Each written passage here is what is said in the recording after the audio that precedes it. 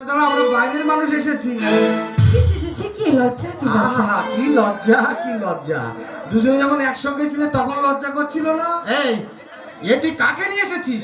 এই যে আমি নিজের চোখকে দেখেও বিশ্বাস করতে পারছি না। অবিশ্বাসের কি আছে বন্ধু, তুমি তো আগুনে ঝাঁপ দিতে বলেছিলে। দেখো নয়ন, দেখো ঋষ্য শৃঙ্গমুনির ধ্যান ভেঙেছে। দেখো এমন রূপ দেখলে ধ্যান তো ভাঙবে।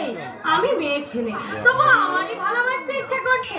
তুমি তো কঙ্কাবতী। হ্যাঁ, আপনার নামও আমি জানি।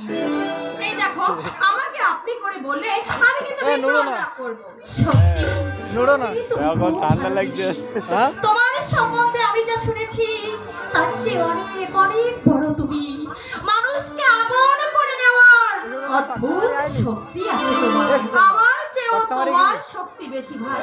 নইলে এতদিনের চেষ্টায় আমি যাকে আপন করে নিতে পারিনি, তুমি তাকে দুদিনেই দখল করে নিয়েছো। সবই ভাগ্য। হ্যাঁ ঠিক, সবই ভাগ্য নয়ন। তা না হলে তুমি তো সুমন্তর ঘরে যেতে, আবার আমার ঘরে ছিটকে আসবে কেন? হ্যাঁ চুপ কর। তোর ঘরে না এলে নয়নকে সতীনের ঘর করতে হতো, বুঝলি? এমন সতীন পাওয়াও তো ভাগ্যের কথা। কঙ্কাবতীর কথা শুনলে পাষাণ গলিয়ে দেওয়ার জাদু মন্ত্র জানি। আমি একটা জিনিস ভেবে দেখলাম সুমন্ত, কি? বধূ প্রতিযোগে তুই জিতে গেলি। লোভী স্বার্থপর জগতে যে অমল প্রেমের স্বর্গ আছে